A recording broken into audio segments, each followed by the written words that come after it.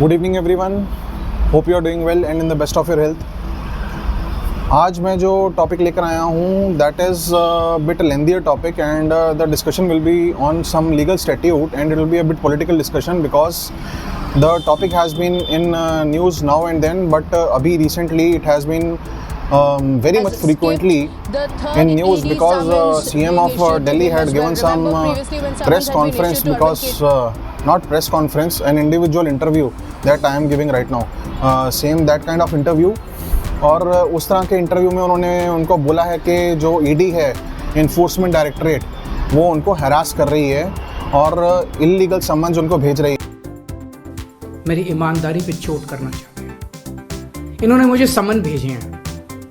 मेरे वकीलों ने मुझे बताया कि ये समन गैर कानूनी है। क्यों गैर कानूनी है? ये मैंने इनको विस्तार से लिख के भेजा है। मैंने बताया है कि उनके समन कैसे गैर कानूनी है, लेकिन उन्होंने मेरी एक भी बात का जवाब नहीं दिया। इसका मतलब उनके पास मेरी बातों का जवाब नहीं है। इसका मतलब वे भी मानते हैं कि उनका नोटिस गैर कानूनी है। क्या मुझे एक गैर कानूनी समन का पालन करना चाहिए? अगर कानूनी रूप से सही समन आएगा तो मैं पूरा सहयोग करूंगा। बीजेपी का मकसद जांच करना तो है ही नहीं। इनका मकसद तो लोकसभा चुनाव में मुझे प्रचार करने से रोकना है। ठीक लोकसभा चुनाव के पहले इन्होंने मुझे समन भेजा है। क्यों? इस जांच को चलते 2 साल हो गए। अभी ठीक लोकसभा चुनाव के पहले मुझे क्यों बुलाया जा रहा है? पहले क्यों नहीं बुलाया? सीबीआई ने मेरे को 8 महीने पहले बुलाया था। मैं सीबीआई में गया था, उनके सारे जवाब भी दिए थे। लेकिन अब ये लोग ठीक लोकसभा चुनाव के 2 महीने पहले मुझे बुला रहे हैं। तो बीजेपी का मकसद कोई पूछताछ करना थोड़ी है। इनका मकसद है पूछताछ के बहाने केजरीवाल को बुला लो और उसे गिरफ्तार कर लो ताकि मैं लोकसभा चुनाव में प्रचार न कर पाऊं। आज बीजेपी भ्रष्टाचारियों को नहीं पकड़ रही, बल्कि खुलेआम ईडी और सीबीआई का इस्तेमाल करके दूसरी पार्टियों के नेताओं को तोड़ के I don't know what he is saying illegal summons, but we would like to delve deeper into that. So today we'll be discussing the journey of PMLA 2002 onwards. So it's called Prevention of Money Laundering Act. तो Prevention of Money Laundering Act एक ऐसा act था जो एक कुछ international treaties के भरोसे हिंदुस्तान में लाया गया था, क्योंकि हम लोग उन ट्रीटीज़ के सिग्नेटरीज़ हैं। India has been signatory to those 2 treaties, पर जो उनका मेन फंक्शन था या फिर वो जिस मेन क्राइम को टारगेट कर रही थी, वो अब जो PMLA है उसके अंदर जो शेड्यूल A, B और C करके 3 शेड्यूल पीछे दिए गए हैं, उनमें अपार्ट फ्रॉम दैट जो ऑर्गेनाइज्ड क्राइम है या फिर वाइट कॉलर जो क्राइम होता है, तो ये जो है इससे apart from that also ordinary offences भी इंक्लूड कर दिए गए हैं। तो इसका जो एम्बिट है बहुत ज़्यादा बढ़ा दिया गया है। जो इसका प्राइम फोकस होना चाहिए था वो उस फोकस से शायद भटक गया है, और मे बी नॉट, बट ये जो लॉ है ये नाउ एंड देन ऑलवेज चर्चा का हिस्सा बना रहता है। सुप्रीम कोर्ट उसके ऊपर अलग अलग जजमेंट से पास करता है और अलग अलग पॉलिटिकल पार्टीज हमेशा उसको एक्यूज़ करती हैं कि ये जो लॉ है ये ओपोजिशन को दबाने के लिए बनाया गया है। और ये सच नहीं, और मतलब ये झूठ बात नहीं है, ये सच बात है कि ओपोजिशन को दबाने के लिए ये एक मैजिक वॉन्ड का काम करता है हर एक पॉलिटिकल पार्टी के हाथ में जो भी सेंटर में राज कर रही होती है। तो हम जो ये इसका सबूत है कि ये जो है ये सेंटर में जो राज कर रही पॉलिटिकल पार्टी है वो ओपोजिशन को दबाने में यूज़ करती है। It is very much can be vividly seen. ये सेक्शन 64 अगर आप इस एक्ट का पढ़ोगे, I would like to go through that section itself. तो जो सेक्शन 64 है वो बोलता है कि जो सेक्शन 62 और 63 के अंदर जो ऑफेंसेस के बारे में बात किया गया है, उस ऑफेंसेस के ऊपर कोई भी कोर्ट एक्शन नहीं ले सकता, कोई भी एक्शन क्रिएट नहीं किया जा सकता until and unless central government, तो इस वर्ड को अंडरलाइन कीजिए, सेंट्रल गवर्नमेंट जब तक उसकी मतलब उसकी परमिशन नहीं देगी कि आप सेक्शन 62 और 63 के अंदर कोई प्रोसीडिंग स्टार्ट कर सकते हैं, तब तक आप उसके अंदर कोई प्रोसीडिंग स्टार्ट नहीं कर सकते। अब सेक्शन 62 और जो 63 है वो प्राइमरीली डील करता है कि अगर कोई फॉल्स एक्यूजेशन लगा करके या फिर मिसफीजेंस करके या फिर बुरी नीयत के साथ में किसी और के ऊपर कोई एलिगेशन लगाता है, जो कि PMLA से डील करती है। तो उस केस में जो भी जिसने भी ये फॉल्स एलिगेशन लगाया है या फिर जिसने कोई फॉल्स स्टेटमेंट दिया है या फिर कुछ भी मिसडेमेनर किया है, तो उसको 2 साल तक की सज़ा का प्रावधान है, अलॉन्ग विद 50,000 रुपये फाइन है और बोथ। अभी आपने रिसेंटली देखा होगा हिट एंड रन केस में 10 साल की सज़ा तक का प्रावधान किया गया है। But what I am thinking कि जो ओपोजिशन मेन सरकार से क्वेश्चन पूछने के बाद देश के बहुत सारे लोग जो कि करोड़ों लोग हैं उनके हक में एक पॉजिटिव फैसला लेकर आती है, एक पॉजिटिव लॉ क्रिएट करती है, जब उस ओपोजिशन के ऊपर फेक एलिगेशंस लगाए जाते हैं या फिर उनको पॉलिटिकली मोटिवेटेड क्राइम में फंसाया जाता है, तो इसकी सज़ा 2 साल नहीं होनी चाहिए, इसकी सज़ा इससे बहुत ज़्यादा बढ़कर और बहुत ज़्यादा बदतर होनी चाहिए। तो I would like to go through this particular act और मैं इसके कुछ सेक्शंस की तरफ से जाऊंगा और हम लोग इसकी थोड़ी जर्नी देखेंगे कि ईडी ऑफिशियल्स के खिलाफ क्या क्या एक्शंस हुए हैं या फिर पॉलिटिकल जो ओपोजिशन है उनको ऑप्रेस करने के लिए और सप्रेस करने के लिए किस तरह के एक्शंस लिए गए हैं और कौन प्रोमिनेंट पॉलिटिकल लीडर्स हैं जिनके अगेंस्ट ये एक्शंस हुए हैं अभी तक, अपार्ट फ्रॉम मिस्टर केजरीवाल अभी इसके एम्बिट में हैं पर अभी तक जेल नहीं पहुंचे हैं। बट उनकी जो बाकी टीम है, मनीष सिसोदिया, सत्येंद्र जैन, संजय सिंह, ये ऑलरेडी जेल में हैं और ये इनका अभी तक कन्विक्शन नहीं हुआ है, इनका अभी ट्रायल ही चल रहा है और ये अंडर ट्रायल प्रिजनर्स हैं। अंडर ट्रायल प्रिजनर होने का मतलब ये है कि मैंने आपके ऊपर कोई एलिगेशन लगा दिया, उसके बाद मैं आपके ऊपर केस चलाता रहूँगा और जब तक सेंटर से बीजेपी नहीं हट जाएगी ये केसेस भी नहीं हटेंगे या फिर कोई बीच का कोई रास्ता निकल जाए, कोई सांठ गांठ हो जाए, तब तक ये केसेस यूं ही चलते रहेंगे। अभी तक कोई कन्विक्शन नहीं हुआ है, कोई पैसा रिकवर नहीं किया गया है। तो अभी तक जो न्यूज़ है वो यही है कि अभी तक कोई पैसा रिकवर नहीं किया गया है। सुप्रीम कोर्ट ने बहुत बार बहुत सारे पहलुओं के ऊपर जो पीएमएलए के पहलू हैं उनके ऊपर क्वेश्चन करने की कोशिश की है सेंटर को, बट जो वहाँ सेंटर के जो लॉयर होते हैं जिसको सॉलिसिटर जनरल कहते हैं, तो जो वो सॉलिसिटर जनरल जी हैं वो अपने हिसाब से उसको मोल्ड कर लेते हैं या फिर तारीख पे तारीख ले लेते हैं या फिर certainly it's a political discussion, इसका कोई अंत नहीं होता और सुप्रीम कोर्ट को इस तरह के क्वेश्चंस में निष्कर्ष पे पहुंचने में काफ़ी समय लग जाता है। तो let's go and discuss about these things, these laws. So PMLA was enacted in response to India's global commitment to the Vienna Convention and the Palermo Convention. Vienna Convention deals with drugs, narcotics, ठीक है, अब ये deal करता है drugs, narcotics and illicit money, while the Palermo Convention deals with transnational organized crimes. Recently it is in news as Delhi's CM apprehends arrest by ED as the elections are around the corner and he is saying the summons to be illegal. Let us visit the sections of the act because of which Mr. Kejriwal is saying that it is illegal. तो section 11 है, section 11 का clause B है, वो कहता है the adjudicating authority shall for the purposes of this act have the same powers as are vested in a civil court under the CPC code of civil procedure 1908 while trying a suit in respect of the following matters, namely जो हैं अब उनका जो उसमें एक line है enforcing the attendance of any person including any officer of a banking company or a financial institution or a company and examining him on oath. अब इसमें ही सेक्शन जो 11 है इसका जो सेकंड क्लॉज है वो क्या बोलता है, all the persons so summoned shall be bound to attend in person or through authorized agents. तो यहाँ पर एक प्रोविज़न दिया गया है और थ्रू ऑथराइज्ड एजेंट्स। तो ये जो ऑथराइज्ड एजेंट वाली बात है यही मिस्टर केजरीवाल बार बार कोट कर रहे हैं। तो वो चाहते हैं कि उनकी प्रेजेंस जो ईडी सॉर्ट कर रही है इसको छोड़ करके वो किसी ऑथराइज्ड एजेंट को अलॉट करें और वो जाकर के ईडी की प्रोसीडिंग्स में हेल्प करे।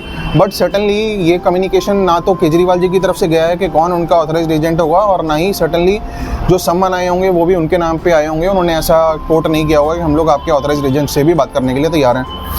तो ये मिसकम्युनिकेशन है, जब ये एक सॉर्ट ऑफ मिसकम्युनिकेशन है और ये पॉलिटिकल मोटिवेटेड मिसकम्युनिकेशन लगती है क्योंकि किताब जो पीली किताब होती है, जो लॉ की किताब है, वो ऑलरेडी अवेलेबल है और उसके अंदर ये सब कुछ लिखा है और बहुत क्लियरली लिखा गया है। तो सेक्शन 11(2) हमने देखा। फिर उसके अलावा सेक्शन 50 के अंदर जाएंगे। सेक्शन 50 के अंदर जो क्लॉज नंबर 3 है उसमें कहते हैं powers of authorities regarding summons, production of documents and to give evidence etcetera. All the persons so summoned shall be bound to attend in person or through authorised agents. इसमें भी यहाँ पे same चीज़ कहते हैं और थ्रू ऑथराइज्ड एजेंट्स। तो same चीज़ दोनों ही सेक्शंस में बात की गई है। नाउ द कम्युनिकेशन गैप जो है इसको दूर करने वाली बात है। ये जब भी दूर हो जाएगा तो फिर ये वाला डिस्प्यूट सॉर्ट आउट हो जाएगा। सॉर्ट आउट क्या होना है, मतलब कि डंडा लेकर के सेंटर तो भाग ही रहा है, तो अपोजिशन पार्टीज़ को सडनली अपने आप को बचाना पड़ेगा यहाँ पे। फिर एक सेक्शन 19 है, वो बात करता है अरेस्ट कैसे हो सकता है। जब हम अरेस्ट एप्रीहेंड कर रहे हैं कि हम लोग को लग रहा है कि अरेस्ट कर लिया जाएगा, वो जो प्रोविज़न है वो सेक्शन 50 में नहीं दिया गया है। तो अगर सेक्शन 50 के सम्मान आपके पास आ रहे हैं तो आपको ये फॉर ग्रांटेड मान लेने की बात नहीं है कि आपको अरेस्ट किया ही जाएगा, but most of the cases में अरेस्ट किया ही जाता है, क्योंकि एज आई टोल्ड यू ये पावर का गेम है। ये पावर के गेम्स के अंदर जो आपके ऑपोजिट पार्टी खड़ी होती है उसको आपको गिराना ही होता है, कुछ भी करके, साम दाम दंड भेद। तो section 19 talks about the power to arrest. Arrest is allowed and the reason of arrest need not to be told to the accused beforehand. हाथों हाथ आपको जो अरेस्ट है उसके बारे में बताने की ज़रूरत नहीं है कि हम आपको अरेस्ट क्यों कर रहे हैं, वो आपको कुछ बाद में भी बताया जा सकता है। तो आर्टिकल 22 ऑफ द कॉन्स्टिट्यूशन हमारे को ये बताता है कि आपको कभी भी अगर आपको अरेस्ट किया जा रहा है तो आपको इमीडिएटली ये और या फिर एज सून एज पॉसिबल ये बताना है कि आपको अरेस्ट क्यों किया जा रहा है। तो ये एक बहुत इंपॉर्टेंट चीज़ है, क्योंकि अदरवाइज़ तो जो पावरफुल लोग हैं वो किसी को भी अरेस्ट करवाते रहेंगे और रीज़न कुछ भी 24 घंटे के बाद आपको रीज़न दे दिया जाएगा। तो it's a very difficult thing to ask for. तो इसको 24 घंटे, और दूसरी बात है कि 24 घंटे के अंदर अंदर आपको मैजिस्ट्रेट के पास पेश होना है, ये तो सर्टनली है ही, और ये हमारे को जो सिक्योरिटी है ये कॉन्स्टिट्यूशन ही देता है। Now if the person is arrested after appearing just for the summons, वो समन्स के लिए अपीयर हो गया, देन और उसके बाद जो ईडी है, जो कि ये भी क्वेश्चनेबल है कि वो पुलिस ऑफिसर्स हैं कि नहीं हैं, जो ईडी के जो ऑफिसर्स हैं either they are police officers or not. तो अगर ये लोग आपके सम्मन मिला है आपको, सम्मन के बाद आप वहाँ पे जा रहे हो, उसके बाद आपको अरेस्ट कर लिया जाता है, तो आप एंटीसिपेटरी बेल के लिए भी अप्लाई नहीं कर सकते। तो जो आपका हक है एंटीसिपेटरी बेल का वो भी मार लिया जाएगा। तो फिर इस तरह के प्रोविजंस होने का कोई मतलब नहीं है। तो आपने एंटीसिपेटरी बेल का प्रोविज़न दिया क्यों है, या फिर पीएमएलए को उसके अगेंस्ट बनाया क्यों है, तो ये सोचने वाली बात है। तो उसके बाद हम देखते हैं PMLA act has been brainstormed on various subject points like ECIR. यहाँ पे जो एफआईआर है उसको ईसीआईआर कहते हैं, पर बहुत सारी कोर्ट्स ये कहती हैं, या फिर सुप्रीम कोर्ट भी ये कहती है कि जो ईसीआईआर है वो एफआईआर नहीं है, और जो ईडी का ऑफिसर है वो पुलिस ऑफिसर नहीं है। तो ईडी के ऑफिसर के सामने आप कोई भी बयान देते हो या स्टेटमेंट देते हो तो उसके ऊपर वो वाला बार नहीं लगता जो इंडियन एविडेंस एक्ट उसके ऊपर बार लगाता है कि जो कोई भी स्टेटमेंट अगर पुलिस ऑफिसर के सामने दी जाती है वो एडमिसिबल नहीं है एज अ एविडेंस। तो यहाँ पर आप वो वाली बार ख़त्म करने की कोशिश की जा रही है कि ईसीआईआर जो ये ईडी के ऑफिसर हैं उनके सामने अगर आप कोई भी स्टेटमेंट देते हो तो आप वो एडमिसिबल होगी कोर्ट ऑफ लॉ में। तो यहाँ पे है ED officer is police officer और शेड्यूल्ड ऑफेंसेस। उसके बाद scheduled offences including all ordinary offences other than those for which this act has been promulgated, उनको भी इंक्लूड कर लिया गया है। फिर हम देखते हैं कि जो सेक्शन 3 है, section 3 primarily talks about the offence of money laundering. तो सेक्शन 3 क्या बोलता है? Section 3 is the incriminating section. Under section 3 there are 6 processes और activities identified. They are concealment, possession, acquisition, use, projecting as untainted property, then claiming as untainted property. तो ये वाले जो elements हैं ये सेक्शन 3 के एलिमेंट्स हैं। अगर इनमें से कोई भी ये सारे एलिमेंट्स फ्रक्टिफाई हो रहे हैं तो फिर सडनली आप पीएमएलए के एम्बिट में आ गए हो। पनिशमेंट जो है वो सेक्शन 4 में दी गई है and it goes from 3 years to 7 years along with fine. And in case of NDPS मतलब जो drugs and psychotropic substances act होता है उसके अंदर जो सज़ा है वो 7 साल तक जा सकती है। अगर आप उसको लेकर के कोई मनी लॉन्ड्रिंग करते हो तो it can increase up to 7 years। Now let us go through some supreme court rulings timeline as to how the honourable जजेस have decided on the issue. तो हम लोग ना मंथ बाय मंथ इसके जो भी रूल्स आए हैं, जो भी सुप्रीम कोर्ट ने कुछ भी ऑर्डर्स पास किए हैं उसको देखने की कोशिश करते हैं। तो 15 मार्च 2022 तो headline is supreme court upholds ED's power of arrest, attachment, search and seizure and twin conditions for bail, says PMLA has stringent safeguards.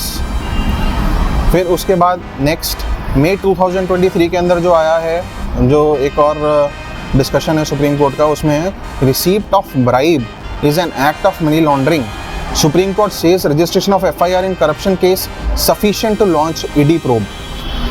तो मतलब क्या कह रहे हैं कि आपके पास रिसीट ऑफ ब्राइब हो गई है, मतलब आपके पोजेशन में पैसा, आपने पैसा लिया है, पोजेशन में आ गया है।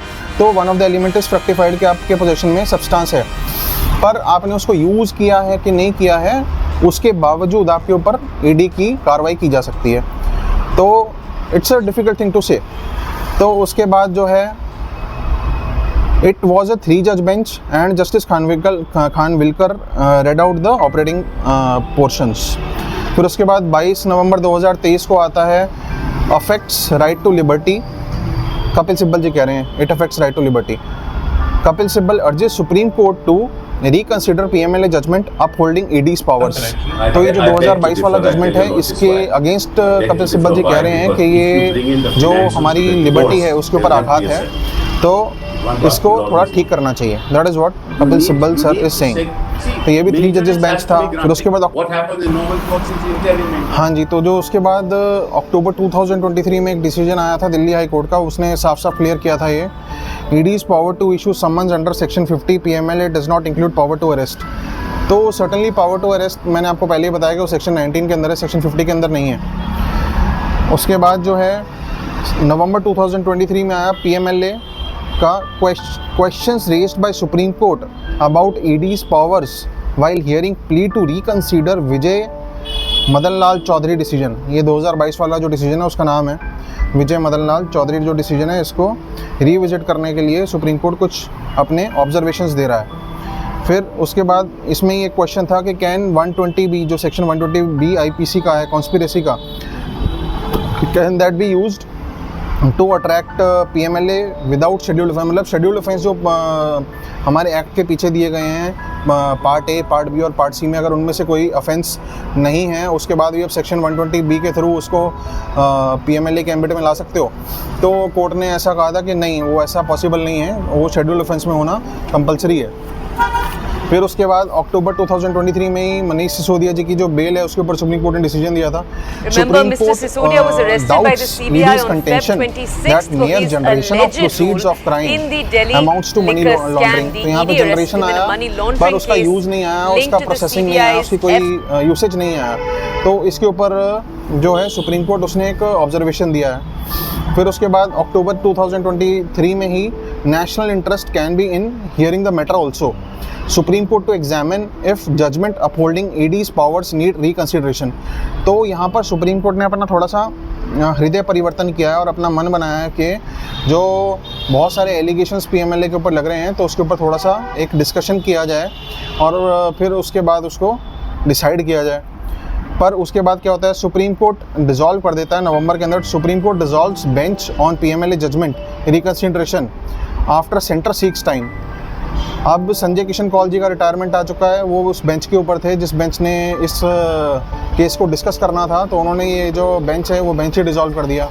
तो अब जब बेंच डिसॉल्व हो गया तो कोई भी डिस्कशन उसके ऊपर अभी तक नहीं हुआ। नवंबर 2023 के बाद में अब 2024 चल रहा है, तो अभी तक कोई नया बेंच कॉन्स्टिट्यूट नहीं हुआ जो कि इस चीज़ को डिस्कस करेगा। फिर उसके बाद दिसंबर 2023 में आता है ED need not give reasons in writing to accused at time of arrest, can give within 24 hours. तो पंकज बंसल का एक जजमेंट है that does not apply retrospectively, supreme court ने ऐसा बोला। फिर उसके बाद दिसंबर 2023 में सेक्शन 19 पीएमएलए का एक Punjab and Haryana high court का जजमेंट है, ED officials must inform arrest grounds to accused on day of unlawful restraint even if no formal arrest is made. तो मतलब कि जो सब कोर्ट्स हैं ये आपस में कुछ अजीब व गरीब से स्टेटमेंट्स डिसीजंस देते हैं। मतलब कि हाई कोर्ट कहता है कि आपको इन्फॉर्म करना चाहिए और सुप्रीम कोर्ट कहता है कि आप इन्फॉर्म ना भी करो तो भी चलेगा, बट आपको 24 आवर्स के अंदर अंदर इन्फॉर्म करना है। तो ठीक है, आगे बढ़ते हैं। So new bench yet to be formed on the PMLA questions and और वो जो बेंच है सर्टनली 2024 के इलेक्शंस के बाद ही फॉर्म होगी जहाँ तक नज़र आ रहा है, ताकि पीएमएलए के ऊपर जो भी एक्शंस हैं, जो भी कुकर्म हैं वो करते रहें सेंटर वाले। आपको मैं कुछ स्टैट्स बताना चाहूँगा फ्यूज जो कि ईडी की वेबसाइट से ही हैं। तो number of ECIR recorded, ECIR मतलब जो इनकी FIR होती है ईडी वालों की, तो number of ECIR recorded is 5906 फिर number of ECIR in which search has been conducted, वो हैं सिर्फ 531। फिर number of ECIR recorded against existing and x MLAs, MPs, MLCs, तो ये नंबर बहुत छोटा दिखाया गया यहाँ पे, पर इससे बड़ा होगा। ये है 176, 176 जो पॉलिटिकल कंटेंडर्स हैं उनके ऊपर कार्रवाई की गई है इसके तहत। नंबर ऑफ पर्सन्स अरेस्टेड जो हैं वो सिर्फ 513 हैं। 513 लोगों को अरेस्ट किया गया, जबकि ज़्यादा को अरेस्ट होना चाहिए, तो आंकड़ों में कुछ गड़बड़ है, बट सर्टनली हम लोग को इस पर यकीन करना पड़ेगा, थोड़ा बहुत जितना कर सकते हैं। Number of cases in which trial completed under PMLA, तो ट्रायल कितने नंबर ऑफ केसेस हैं जिनमें ट्रायल कंप्लीट किया, मतलब कंप्लीशन तक पहुंचा, तो वो है सिर्फ 25। फिर उसके बाद number of trial cases resulted in acquittal समझ रहे हो, मतलब कि कितने लोगों को छोड़ा गया, मतलब जितने भी लोग पकड़े गए उनमें से सिर्फ एक ही एक्विटल आया, बाकी सब कन्विक्ट हो गए, मतलब सबके सब कन्विक्ट हो गए। मतलब इस बात का श्योरिटी है कि आप PMLA और ED के रडार में आए तो आप जेल से बाहर नहीं आने वाले हो। तो अब हम थोड़ा सा जो आजकल न्यूज़ हैं उनके, मतलब जो ED के अगेंस्ट न्यूज़ हैं उनका थोड़ा सा डाइसेक्शन कर लेते हैं। तो रिसेंट न्यूज़ अगेंस्ट ED में है, ED officials booked for stopping DVAC from doing their job in bribery case. तो ये हुआ था, जो ये मदुरई में हुआ था, तमिलनाडु में। तो Madurai city police have registered a case against ED officials on a complaint by directorate of vigilance and anti corruption. तो वहाँ पर ये रिश्वत लेते हुए पकड़े गए थे ED ऑफिशियल्स। फिर अपार्ट फ्रॉम दैट, राजस्थान वाली न्यूज़ तो खैर सबने देखी ही थी। Anti corruption bureau arrest ED official one other for accepting ₹15 lakh bribe। CBI arrested an official of the Enforcement Directorate on Monday for allegedly taking bribes amounting to ₹5 crore from businessman Amandeep Singh Dhal। That is also one more news। तो ये excise, Delhi excise policy में one of the जिनको arrest किया गया था उनके यहाँ से इन्होंने ED वालों ने 5 करोड़ रुपए की रिश्वत ली है, और उसके बाद भी उनको छोड़ा नहीं होगा certainly. CBI arrests ED employee for posing as enforcement officer and demanding ₹2 crore bribe। तो ये ED वाले मतलब कि इनका मतलब 100-200 या 1000-2000 15-20 हज़ार से काम नहीं चलता, मतलब ये लोग लाखों से भी काम नहीं लेते, करोड़ों से कम में ब्राइब नहीं लेते हैं। फिर अब हम बात करते हैं list of opposition leaders that have been raided और arrested in the last 5 years। तो ED का संबंध हमारे कांग्रेस के इंटरिम प्रेसिडेंट सोनिया गांधी और राहुल गांधी जी को भी मिला था मनी लॉन्ड्रिंग केस में, जो कि नेशनल हेराल्ड न्यूज़पेपर का था। फिर उसके बाद ED officials arrested Delhi minister and Aam Aadmi party leader Satyendra Jain in a case connected to hawala transactions. ED raided the premises of Shiv Sena के Maharashtra minister Anil Parab in connection with the money laundering case. फिर the ED on February 23 arrested Maharashtra state minorities and skill development minister Nawab Malik in a money laundering case. फिर the NCP had said months ago that Malik's arrest is inevitable. NCP ने पहले ही बता दिया कि जो मलिक साहब तो पकड़े ही जाएंगे। क्यों? This was not because the state cabinet minister was known to be involve in any criminal activities, but because of his bold statements that central investigative agencies are allegedly misusing power in the state। तो इन्होंने कुछ statement pass कर दी होंगी, भाई बोल दिया होगा कि जो इन्वेस्टिगेटिंग एजेंसी हैं CBI ED, ये लोग कुछ सेंटर के इशारे पे कुछ ऊटपटांग हरकतें कर रही हैं, तो ऐसा बोलोगे तो सडनली आप पकड़े ही जाओगे ना, गलत काम है, ऐसा नहीं करना चाहिए। And more specifically one of the agencies officers, तो इन्होंने मलिक जी ने एक्टिवली क्रिटिसाइज़ किया था NCB को, नेशनल ये जो नारकोटिक्स कंट्रोल ब्यूरो है, and more specifically one of the agencies officer Sameer Wankhede who allegedly planted evidence and targeted actor Shahrukh Khan ji के जो बेटे थे आर्यन खान का जो केस था, उसमें इनको बहुत ज़्यादा इन्होंने टारगेट किया था ये मलिक साहब ने। फिर नवंबर 2021 में Anil Deshmukh farmer Maharashtra home minister from the NCP was arrested by the ED। भाई होम मिनिस्टर अरेस्ट हो गए, मतलब होम मिनिस्टर का तो पद काफ़ी भयंकर और भारी होता है। आप मूवीज़ में देखते होंगे, वहाँ पर दिखाया जाता है ना, मैं होम मिनिस्टर हूँ, ओ भाई इनको भी अरेस्ट कर लिया। However the justice KU Chandiwal commission था set up to probe allegations of corruption levelled against mister Deshmukh has given him a clean chit. तो आप समझ पा रहे हो कि मतलब कि ED के अंदर ED का जो यूज़ है वो किस कदर नेगेटिव तरीके से किया जा रहा है और किस पर्पस से किया जा रहा है। समझदार को इशारा काफ़ी है, समझना चाहो तो समझ जाओ, नहीं समझना चाहते हो तो कोई ख़ास बात नहीं है। ये देश तो अभी भी चल रहा है और वैसे भी चलता रहेगा। आगे भी जो भी सेंटर में आएगा पावर में, वो भी ईडी और सीबीआई को उसके ऊपर ये भी एलिगेशंस लगते ही रहेंगे। तो ये कोई बड़ी बात नहीं है। जो भी पावर में होता है वो अपने लिए कुछ डंडे तो रखता ही है, जिससे वो अब सामने जो मुंह खोलते हैं उनका मुंह बंद कर सके। तो बस इतना ही है आज के लिए। अब पीएमएलए का एक्ट भी, आप उस एक्ट को खरीद के थोड़ा बहुत पढ़ना चाहो तो पढ़ भी सकते हो। तो I am ending this discussion right now with a promise to come back again with some more lucrative and interesting topic, जिसमें हीरो हीरोइन हो या मूवी के कुछ हो, मतलब ऊट पटांग सी हरकतें हो थोड़ा सा ना, मतलब ये सब बोरिंग है, ये काम मैं बना रहा हूँ। चलो anyways, just please like share and subscribe करना चाहें तो ज़रूर करें, अगर अच्छा लगे तो ज़रूर करें, नहीं करना चाहते तो फिर थैंक यू, फिर भी मैं आपसे बहुत प्यार करता हूँ। थैंक्स अ लॉट एवरीवन, नमस्ते।